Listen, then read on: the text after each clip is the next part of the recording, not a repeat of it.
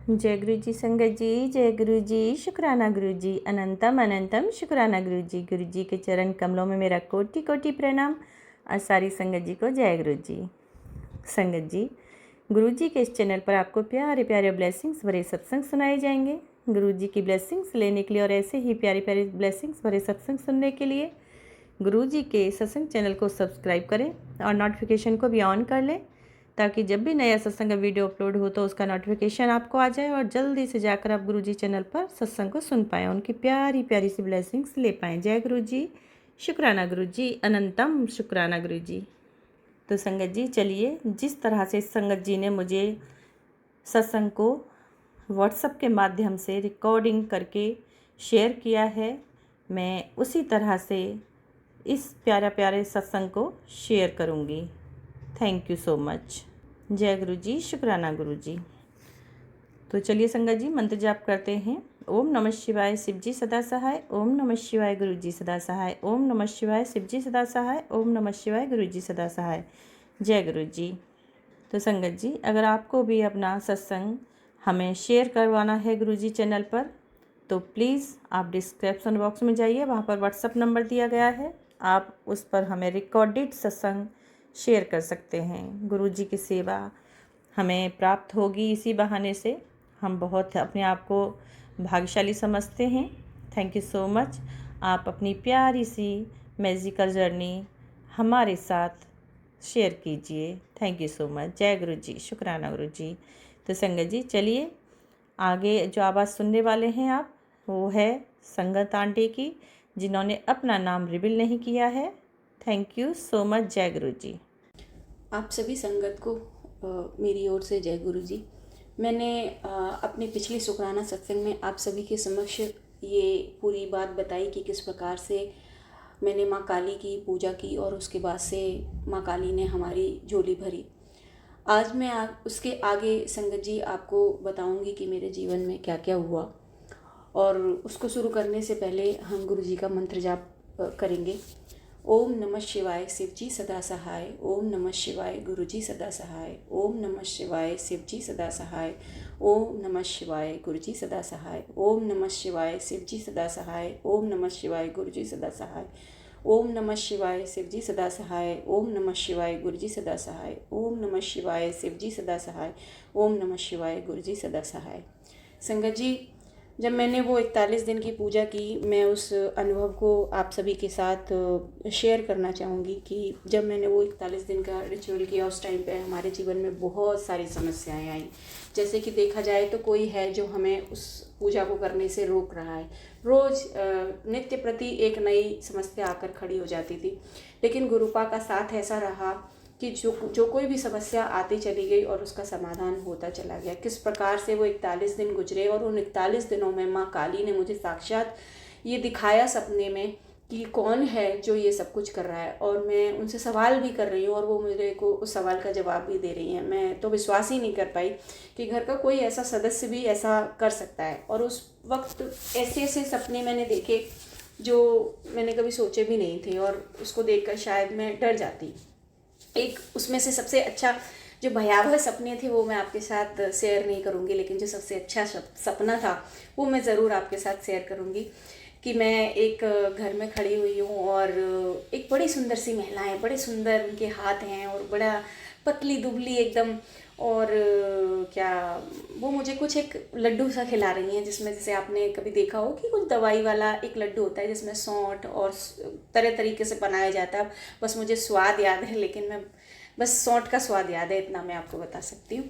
तो वो मुझे वो लड्डू खिला रही हैं। मैं कह रही हूँ मुझे नहीं खाना, मैं नहीं खाऊंगी, मुझे उनसे डर लग रहा है। तो वो उन्होंने ज़बरदस्ती वो लड्डू मेरे मुंह में खिला दिया है, और मेरी माँ भी वहाँ पर खड़ी हुई है। मेरी माँ कह रही है कि जब इससे तेरा सही हो जाएगा तो तू खाती क्यों नहीं है, इससे तेरी गोद भर जाएगी तो तू खा ले। मैं डर के मारे, वो जो गुस्सा कर रही हैं वो महिला, तो मैंने वो खा लिया। उन्होंने स्वयं मतलब मेरे मुंह पे हाथ रख के ऐसे वो लड्डू मेरे मुंह में डाल दिया। मैं दूसरे कमरे में जाके और जैसे ही उसको निकाल रही हूँ तो वो मुझे बहुत गुस्से में देख रही हैं, और मैंने फिर वो डर के कारण वो लड्डू खा लिया है। और वो एक सुबह उठने के बाद इतना अच्छा अनुभव था जो मैं शायद अब अपने अंतिम क्षण तक याद रखूँगी। और उसके बाद तो वो जो खुशखबरी मिली और आगे हम बढ़े, और वो जो 9 महीने थे उसमें भी हमने बहुत समस्याओं का सामना किया। वो 9 महीने हमारे लिए सहज नहीं थे, और वहाँ पे भी देखा जाए तो कुछ एक दिन शुरुआत में मेडिकल रूप से कुछ समस्याएं रहीं, उसके लिए दवाई और इंजेक्शन्स और बहुत सारी चीज़ें चली।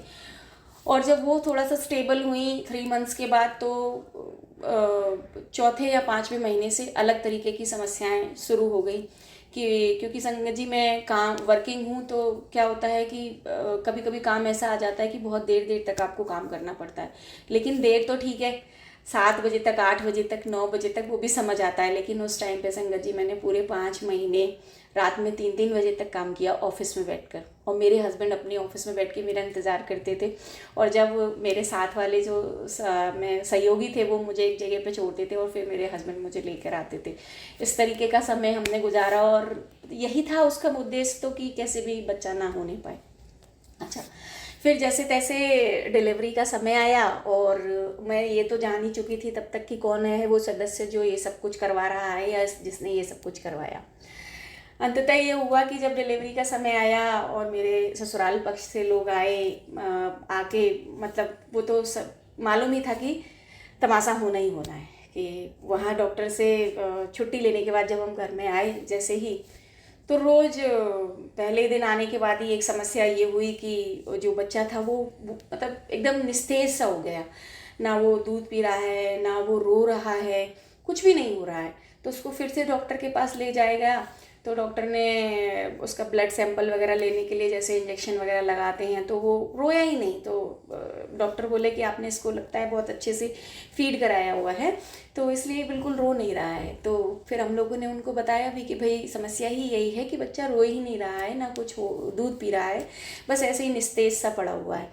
उस समय भी गुरुपा ने हमारी बड़ी लाज रखी, और कैसे उस चीज़ को काटा वो तो गुरुपा ही जानते होंगे, किस रूप में आके काटा वो भी गुरुपा ही जानते होंगे। पर मैं मतलब लख लख धन्यवाद करती हूँ गुरुपा का और मेरे प्रभु का, कि लख लख शुक्राना, धन धन गुरुजी। मैं बता नहीं सकती हूँ कि शायद मैं, अगर आप ना होते तो मुझे वो खुशी नसीब नहीं होती। कुल मिला के कहानी बस इतनी है। जो अनुभव एक लड़की सोचती कि मेरे जीवन में भी जो एक दिन आएगा, वो शायद अनुभव मैं नहीं कर पाती, उसको शायद मैं शब्दों में बयां भी नहीं कर सकती, और शायद मैं धन्यवाद बोलने लायक भी नहीं हूँ। इसलिए बस इतना ही कहूँगी कि बहुत बहुत धन्यवाद गुरुपा, बहुत बहुत धन्यवाद। जैसा आपने मेरी लाज रखी और मुझे इस खुशी से नवाजा, ऐसे ही आप सबकी लाज रखो, सबको वो खुशी बख्शो मेरे प्रभु, सबको बख्शो। उसके बाद से मैंने खुद अपनी आंखों से जिनको सपने में ये सब कुछ करते हुए देखा था, उनको मैंने अपनी सामने आंखों से उस चीज़ को करते हुए देखा, और वो थी मेरी सासू माँ। और जब मुझे ये बात क्या सपने के माध्यम से पिछले जब वो 41 दिन की पूजा के समय पता चली थी, तो मैं सचेत हो गई थी। विश्वास करना थोड़ा मुश्किल था कि ऐसा भी हो सकता है, परंतु सचेत हो गई थी, क्योंकि माँ कह रही है तो कुछ सोच के ही कह रही होंगी, मैंने ये माना। क्योंकि मेरे लिए सब कुछ पीछे है, सबसे पहले मेरे लिए मेरे प्रभु हैं। अगर वो ये कह देंगे ये आदमी गलत है तो गलत है, बस अगर प्रभु जी ने कह दिया तो वो गलत है, फिर मैं उस पर विश्वास नहीं करूँगी, चाहे वो कोई भी हो, XYZ। तो उस टाइम पे लेकिन ये प्रभु की कृपा और गुरुपा का ये लख लख शुक्राना था कि उस समय मेरे पति थोड़ा मेरे से सपोर्टिव मोड में रहे, उन्होंने काफ़ी मेरी मदद की। तो मुझे खाने पीने के लिए थोड़ा ज़रूरत जो जिस चीज़ की थी, जैसे दवा या किसी चीज़ की कोई दिक्कत हो रही है, तो उन्होंने प्रॉपर ध्यान रखा, वरना तो मेरा कोई ध्यान रखने वाला नहीं था। और वो लोग तो मुझे ना खाने को देने को राजी थे, ना पीने को देने को राजी थे। उनके हिसाब से जो वो दे रहे हैं बस वही खाओ, और उनके हिसाब से क्या, अगर उनको बोलो कि ये चीज़ में ये मना किया है डॉक्टर ने नहीं खाना है, तो उसको और ज़बरदस्ती खाओ। उसके अलावा भी बहुत सारा जो वो करके लेके आई थी, उन्होंने सफ़ेद रंग की मिठाई भी लेके आई थी। अब क्या ही बोला जाए, अगर उतना डिटेल में जाया जाए तो फिर वो, मैं किसी की बुराई नहीं करना चाहती हूँ, बस इतना चाहती हूँ कि प्रभु जी मेरी उनसे रक्षा करो, मेरे परिवार की उनसे रक्षा करो, बाकी उनका कर्म उनके आगे। उसके बाद से जैसे तैसे 15-20 दिन गुजरने के बाद ये हुआ कि एक और प्रभु जी का शुक्राना कि उनको वो लोग वापस अपने घर चले गए, क्योंकि दिवाली का समय आ रहा था और हमारे यहाँ छठ की पूजा की जाती है, क्यों तो उसके लिए वहाँ उपस्थित होना बहुत अनिवार्य था। इस वजह से वो लोगों को जाना पड़ा और उसके बाद से कहीं जाके थोड़ा सा शांति आई, लेकिन शांति उसके बाद भी नहीं आई संगत जी। उसके बाद से रोज़ नया कुछ समस्या आ जाती थी। कभी बच्चे को बीमार हो रहा है, कभी मैं बीमार हो रही हूँ, मतलब कहें तो मेडिकली रूप से दोनों में से कोई भी फिट नहीं रह पा रहा है, तो जिससे कि आप उस मदरहुड को एंजॉय ना कर सको, आप अपने बच्चे पे पूरी तरीके से ध्यान न दे पाओ या अपने ऊपर पूरी तरीके से ध्यान न दे पाओ। इस तरीके की समस्याएं चलती रहीं और अगले अगले 1 वर्ष तक इसी प्रकार से चलता रहा। लेकिन उस 1 वर्ष में ये मेरे लिए अच्छा था कि मैं उसके लिए प्रभु जी का धन्यवाद बोलती हूँ कि मेरे पति ने मेरा पूरा सहयोग किया। अगर वो सहयोग ना करते तो शायद मेरे लिए मरण हो जाता, और वो मरण मैंने झेला भी है। वो भी हम जब आगे मैं आपके साथ अपना सत्संग शेयर करूँगी तो आपको वो भी बताऊँगी। लेकिन वहाँ तक तो मेरे पति ने मेरी बहुत सहयोग किया। इतना उन्होंने, प्रभु जी ने उनकी बुद्धि ऐसी बनाए रखी कि वो मेरे सहयोग में खड़े रहे। इसका मतलब, सहयोग देने का मतलब ये नहीं है कि सारा का सारा काम वही करेंगे, लेकिन कम से कम वो इस चीज़ को समझ रहे थे कि अगली बंदी बीमार है, अगली बंदी का ऑपरेशन हुआ है, तो मुझे कम से कम इसको दवाई ला के दे देनी है। अच्छा, अगर इसको ये दिक्कत हो रही है तो डॉक्टर से फ़ोन करके पूछ लेना है कि इसमें क्या करना है। कम से कम इतना सपोर्ट तो व्यक्ति कर रहा है, तो यही सपोर्ट किसी व्यक्ति का बहुत अधिक होता है।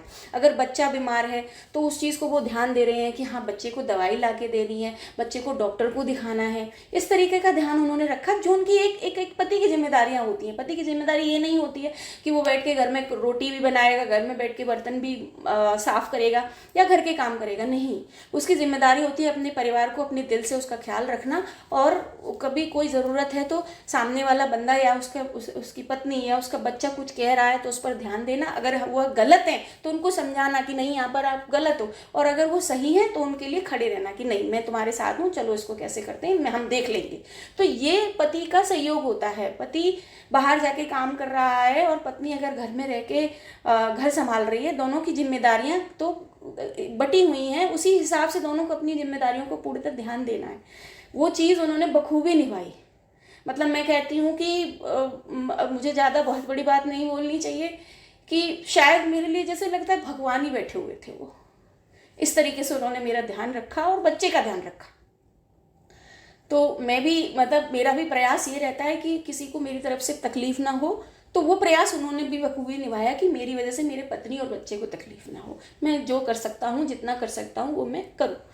तो वहाँ तक सारी चीज़ें संगत जी बड़ी सही चली, और उसके लिए मैं गुरुपा को लख लख धन्यवाद बोलती हूँ। बहुत बहुत शुक्राना मेरे मालिक, मेरे प्रभु। ऐसी लाज तुम सबकी रखो, ऐसे तुम सबके, मतलब मैं कहती हूँ ना, हर पति पत्नी के बीच में ऐसा सामंजस्य रखो, हर बच्चे को ऐसा पिता दो। मैं खुद स्वयं कहती हूँ कि जो मेरे पति, आज तो खैर बहुत परिवर्तन आ चुका है, लेकिन जब वो थे ना, मैं स्वयं कहती थी कि ये बंदा कि गर्व के लायक है। इससे जो संबंध जुड़े, चाहे बेटे का संबंध हो, चाहे पति का संबंध हो, चाहे वो पिता हो, हर रिश्ते को वो इतना बखूबी निभाते हैं कि शायद हमको उनसे सीखना चाहिए।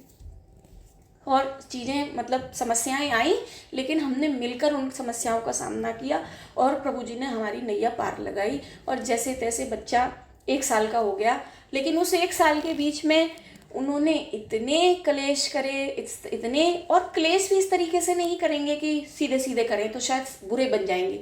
घुमा फिरा के किसी प्रकार का जाल बुन के, उसे सीधी भाषा में बोला जाए तो जाल बुनना ही कहेंगे, या और शुद्ध भाषा में चलें तो षड्यंत्र कहेंगे।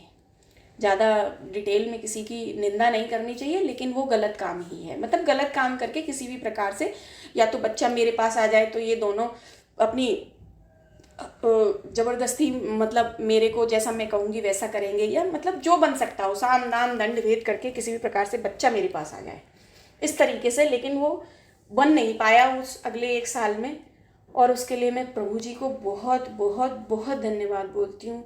मेरे गुरुपा, जैसे आपने मेरी लाज रखी, जैसे आपने मेरे को बचाया, जैसे आपने मेरे परिवार की रक्षा की, जैसे आपने मेरे बच्चे की, मेरे पति की, मेरी और हम सबकी रक्षा की, हम सबको सद्बुद्धि प्रदान की, वैसे ही आप सभी को सद्बुद्धि प्रदान करना। गुरुपा, सब पे अपनी कृपा बनाए रखना। इसी के साथ संगत जी, मैं आज के अपने इस छोटे से सत्संग को विराम देती हूँ। मैं अपना अगला सत्संग लेकर फिर आऊँगी और फिर आपको आगे की जो भी मेरी यात्रा है वो मैं शेयर करूँगी। उम्मीद करती हूँ कि इस सत्संग से जितने भी लोग इसको सुने उनसे लोगों को लाभ हो, और वो यही समझें कि गुरुपा की शरण में जाना मतलब ये समझ लीजिए कि आप हर कष्ट से उबर जाएंगे। शायद क्षणभर को कष्ट आएगा, लेकिन आप उस कष्ट से उबर जाएंगे, और आपको जब आप पीछे मुड़ के देखो ना संगत जी, तो आपको लगेगा कि आप कितने भाग्यशाली हैं, आप कितने भाग्यशाली हैं। तो इसलिए मैं यही कहूँगी संगत जी, गुरुपा जो कह रहे हैं, जैसा कह रहे हैं, उस पर आंख बंद करके भरोसा करिए। अगर वो कह रहे हैं ये व्यक्ति खराब है तो खराब है, अगर वो कह रहे हैं इस व्यक्ति से बात नहीं करनी है तो नहीं करनी है, वो आपको समझना होगा। अगर वो गुरुपा आपको सपने में आके किसी चीज़ का भान करा रहे हैं कि ये चीज़ जानो मेरे बच्चे, तो उस पर विश्वास करो। ये मत सोचो कि ये मेरे मन का वहम है, वो सच है। अपना कनेक्शन या अपना जो कहते हैं ना, अब कनेक्शन तो इंग्लिश का शब्द है, अगर मैं शुद्ध भाषा में बोलूँ कि प्रभु के साथ और गुरुपा के साथ इतने जुड़ जाओ, इतने रम जाओ, इतने रम जाओ ना कि अगर कोई संकट भी आपके पास आना हो ना, तो उससे पहले आपके पास खबर आ जाए, और वो किसी भी माध्यम से आ जाए। या तो आप मैसेज में देख लें, या कोई जन आके अचानक से आपको बोल दे, या गुरुपा किसी दूसरे भेष में आके आपको अवगत करा दें और आपको सचेत कर दें।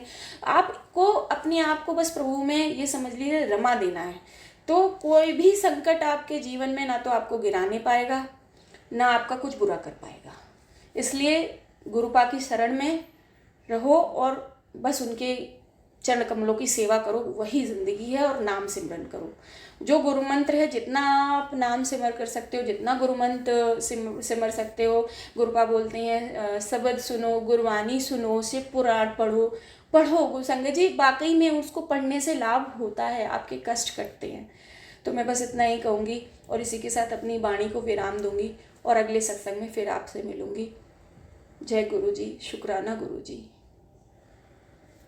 शुक्राना मेरे मालिक, शुक्राना।